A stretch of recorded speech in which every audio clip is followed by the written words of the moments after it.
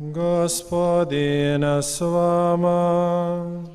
I s duhom tvojim. Čitanje Svetog Evanđelja po Luki. Slava tebi, Gospodine. U ono vrijeme dok je Isus govorio mnoštvu, povika neka žena iz mnoštva: Blažena utroba koja te nosila i prsi koje si sisao.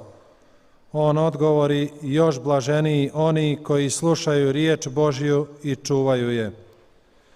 Riječ Gospodня.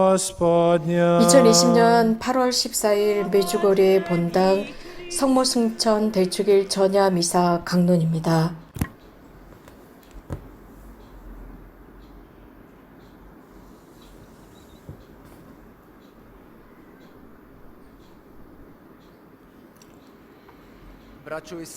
형제자매 여러분,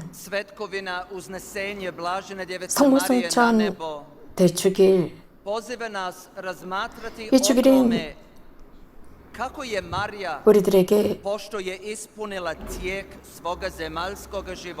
성모님께서 모든 이 지상의 삶을 다 완성하셨고 사신 뒤에 하늘로 승천하셨는데 영혼과 육신이 승천하신 것을 보여주고 있습니다. 그래서 주님께서는 성모님을 하늘과 땅의 여왕으로 들어올리셨습니다. 이 교리는 진리입니다. 우리 그리스도인 신앙의 카톨릭 그리스도인 신앙의 필수적인 교리입니다. 그래서 모든 카톨릭 성당, 유럽의 모든 카톨릭 성당에서 이 대축일을 지내고 있고 이탈리아나 크로아티아나 유럽의 여러 나라들에서도 이 성모승천 대축일을 거행하고 있습니다. 승천 대축일은 어떤 유럽의 나라에서는 국가적인 공휴일, 즉 대단히 큰 축제일이 되었습니다. 하지만 불행하게도 개신교 국가에서는 그렇지 않습니다. 예를 들어서 호주 같은 경우 저의 출신 나라입니다. 그곳 같은 경우는 8월 15일 승천 대축일 같은 경우 심지어는 카톨릭 신자들조차도 그저 평범한 하루로 보내버리고 있습니다. 승천 대축일 날 사람들은 아주 평범하게 일을 하고 있습니다. 호주의 대부분의 카톨릭 신자들은 성모승천 대축일을 기념하지 않고 있습니다. 형제자매 여러분, 이것은 대단히 큰 죄라고 생각합니다. 매우 유감스럽습니다. 성모승천 대축일이야말로 이것은 그저 성모님 복되신 동정 마리아께서 하늘로 오르신 것만을 기념하는 것이 아니라 바로 우리들의 승천이기도 합니다.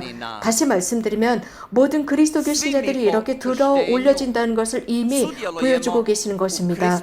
우리는 세례 성사를 통해서 예수 그리스도의 부활에 참여하고 있습니다. 그리고 우리들의 삶의 마지막 날, 즉 예수님께서 다시 오시는 그날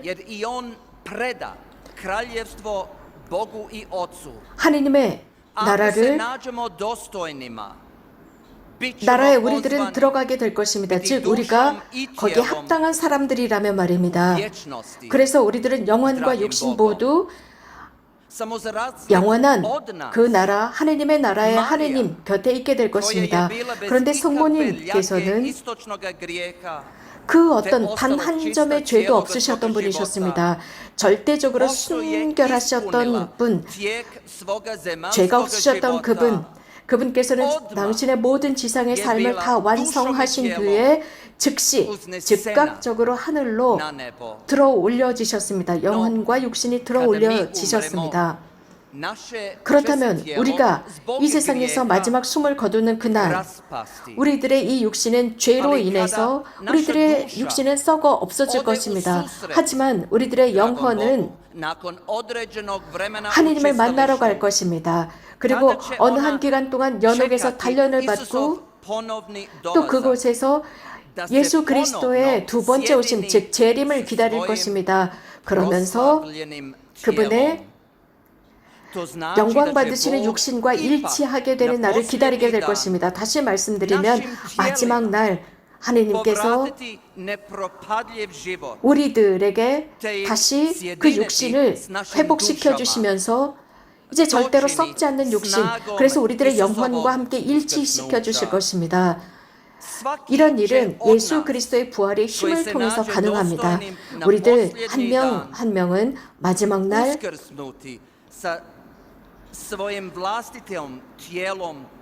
우리들의 그 육신과 함께 다시 부활할 것입니다. 우리가 지금 지닌 그 육신과 함께 부활할 것입니다. 단 그 육신은 변모된 상태일 것입니다. 그것은 가장 아름답고 영광스러운 영적인 육신으로 변모되어 있을 것입니다. 그렇기 때문에 형제자매 여러분, 마리아 mag달레나는 예수님의 무덤 앞에서 예수님을 즉시 알아보지 못했습니다. 왜냐하면 부활하신 뒤 예수님의 그 육신은 그 전의 육신이 아니었습니다. 이미 변모된 육신이었기 때문에 알아보지 못했습니다. 달랐습니다. 그 전의 예수님의 모습과는 달랐기 때문에 마리아 mag달레나는 알아보지 못했습니다. 형제자매 여러분, 성모님의 이런 승천은 바로 우리들의 부활을 의미하고 있습니다. 천상에서 영혼과 육신의 부활입니다. 그럼으로써 우리들에게 대단히 위대한 인간의 고귀함을 부여받는 순간이 될 것입니다.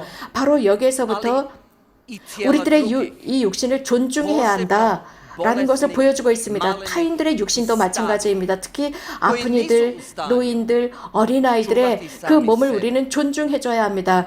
그래서 스스로 자기 자신을 돌볼 힘이 없는 이런 나약한 노약자들의 육신, 몸을 우리들은 존중해야 하고 지켜줘야 합니다. 특별히 현대사회에서 가장 큰 위험에 처해 있는 사람들, 그게 누구냐 하면 바로 태아들입니다. 아직 태어나지 않은 그 태아들은 어떤 식으로도 자기 자신을 방어하지 못합니다. 그 태아들을 우리들은 존중해야 합니다. 그들의 생명을 지켜줘야 합니다. 수태의 순간에서부터 그들은 인간의 존엄을 지니고 있습니다. 이것은 교회에서 우리들에게 가르치는 것입니다. 인간은 수태되는 그 순간부터 인간의 삶이 시작이 됩니다. 수태되는 그 순간부터 그 태아 속에 영혼이 함께하는 것입니다. 다시 말씀드립니다. 수태의 순간부터 그렇습니다. 낙태하는 순간 그 아주 작은 태아의 그 육신, 그 몸을 산산조각 내는 것입니다. 내일은 성모 승천 대축일입니다. 그 승천 대축일은 또한 이런 아이들도 천국에 있다는 것을 의미합니다. 형제자매 여러분, 저는 자주 이렇게 자문해 봅니다. 많은 크로아티아인들은 성모 승천 대축일을 크게 지내고 있습니다. 그럼에도 불구하고 낙태가 자행되고 있습니다. 이 크로아티아에 많은 지금 아이들이 태어나지 못하고 있습니다. 문제는 크로아티아인들 사이에 이런 낙태가 자행되고 있다는 의미입니다. 특별히 젊은 부부들, 결혼한 젊은 부부들은 아이들을 갖고 싶어 하지 않습니다. 심지어는 한 명, 많아야 2명 정도밖에는 아이들을 갖지 않습니다. 즉 이렇게 아이들의 출생률이 매우 저조합니다. 크로아티아인들이 이제 더 이상 많은 아이들을 갖고 싶어 하지 않습니다. 형제자매 여러분, 신자라면, 진심으로 성모님을 사랑한다면 아이들도 사랑해야 합니다. 태어난 아이들이나 아직 태어나지 않은 태아들 를 사랑해야 합니다. 형제자매 여러분, 어머니 마리아는 위대하십니다. 승천하신 성모님 위대하시지만 만약에 우리가 성모 마리아를 그저 우리들보다 특권을 받은 분이라고 생각한다면 크게 잘못된 것입니다. 혹은 하느님께서 그 어떤 사람들보다 특별히 사랑하고 특출나게 그분만을 편애하셨다라고 생각한다는 것은 크게 잘못된 것입니다. 성모님께서는 성령을 통해서 잉태하셨습니다. 젊은 처녀였던 마리아는 결혼하기 전에, 즉 자신의 약혼자인 요셉과 결혼하기도 전에 임신을 했습니다. 인간적으로 볼 때 이것은 대단한 수치였고 모욕이었습니다. 그렇기 때문에 이것을 받아들이는 것이 매우 어려웠습니다. 하지만 성모 마리아는 용감하게 태중에 있는 그 아기를, 아직 태어나지 않은 그 태아를 소중하게 받아들였습니다. 사랑하는 하느님께 주님, 저는 당신의 종이오니 당신께서 말씀하신 그대로 이루어지기를 바랍니다 라고 응답했습니다. 자, 보십시오. 젊은 처녀였습니다. 남편도 없는 젊은 처녀가 자신이 잉태했다는 것을 그대로 받아들입니다. 또한 자신의 사촌 엘리사벳이 임신했다는 것을 알자마자 즉시 달려갑니다. 즉시 달려갔습니다. 자신의 상황이 굉장히 어렵다는 것을 알고 있음에도 불구하고 그쪽으로 나임으로 달려갑니다. 엘리사벳은 매우 나이가 많은 상태로 임신을 했습니다.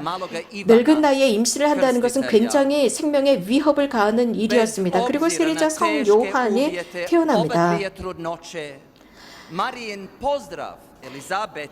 노파, 엘리사벳의 임신이나 젊은 처녀 마리아의 임신이나 모두 어려운 상황이었습니다. 그런데도 마니피카스를 노래합니다. 내 영혼이 주님을 찬미하며 라고 했습니다. 그러면서 엘리사벳은 또 그 성모님의 모습에 찬미를 드립니다. 아주 기쁘게 기쁨과 감사, 즉 하느님을 향한 기쁨과 하느님을 향한 감사로 잉태된 그 아기를 받아들입니다. 또 아직 태어나지 않은 엘리사벳 몸속에서 자라고 있는 숨을 쉬고 있는 그 태아를 기쁘게 받아들인 성모님이었습니다. 형제자매 여러분, 임신 상태라는 것, 즉 젊은 여자가 임신했을 때 불안합니다. 초조합니다. 두려움을 갖기도 합니다. 불안하기도 합니다. 그래서 그 어떤 사람보다도 큰 위로와 격려와 사랑과 이해가 필요한 것이 첫 임신을 한 여성들의 모습입니다. 성모님께서는 그 임신 기간을 계속 유지하십니다. 모든 어머니들은 본성적으로 그 아기를 아직 태어나지 않은 그 태아를 본성적으로 받아들입니다. 불행하게도 현대는 죽음의 문화입니다. 그 죽음의 문화 속에서 많은 사람들은 이러한 임신한 아이들을 이미 임신 중에 중절을 시켜버립니다. 태어나지 못하게 만들어버립니다. 낙태라고 하죠. 많은 병원에서 혹은 많은 크로아티아의 산부인과에서 임신한 여성들에게 낙태하라는 보이지 않는 강압과 강요를 하고 있습니다. 그래서 이 아이들을 낙태하도록 종용하고 유도하고 있습니다. 형제자매 여러분, 신생아가 태어납니다. 신생아가 태어난다는 것은 대단한 희생을 동반하는 행위입니다. 또한 이 사건은 모든 신자들에게 있어서 특별히 복되신 동정 마리아 승천하신 성모님을 사랑하는 모든 신자들에게 있어서 신생아에 태어나면 대단히 큰 기쁨입니다. 어린아이가 태어납니다. 신생아가 태어나고 그 임산부는 수개월 동안 그 아이를 잘 자신의 뱃속에 보존하다가 태어납니다. 그리고 처음 끌어안습니다. 그러면 그 엄마와 그 가족들과 그 의사와 거기에 있었던 간호사들 모두에게 너무나도 큰 기쁨을 줍니다. 선물입니다. 그래서 우리들은 임산부들을 도와줘야 합니다. 그래서 그 임산부가 이 임신 기간을 잘 보내고 아이가 태어날 수 있도록 도와줘야 합니다. 그래서 이 임산부들을 향해서 아주 특별하게 감미롭고 자비롭고 관대해야 합니다. 그래서 미혼으로 임신을 했거나 혹은 남편이 있는 임산부나 모든 이런 임산부들에게 우리들은 관대해야 합니다. 그래서 이 태아가 태어날 수 있도록 도와줘야 합니다. 형제자매 여러분, 우리가 물질적으로 이런 임산부들을 도와주지 못하는 상태라면 정말 윤리적으로라도 이 임산부들을 도와줘야 합니다. 고운 말, 덕담으로라도 이 임산부들에게 용기를 주고 격려해야 합니다. 우리들의 기도로 그들을 지켜줘야 합니다. 이것이 바로 하느님의 뜻입니다. 성모님께서 하늘로 승천하셨다라고 하는 것은 우리들의 부활을 의미합니다. 우리들의 육신과 영혼이 천상에서 들어올려지고 부활하는 것을 의미합니다. 인간의 존엄을 의미합니다. 모든 인간 생명은 태아이거나 태어나지 않거나 모두 다 존엄한 하느님의 생명이기 때문입니다. 아멘.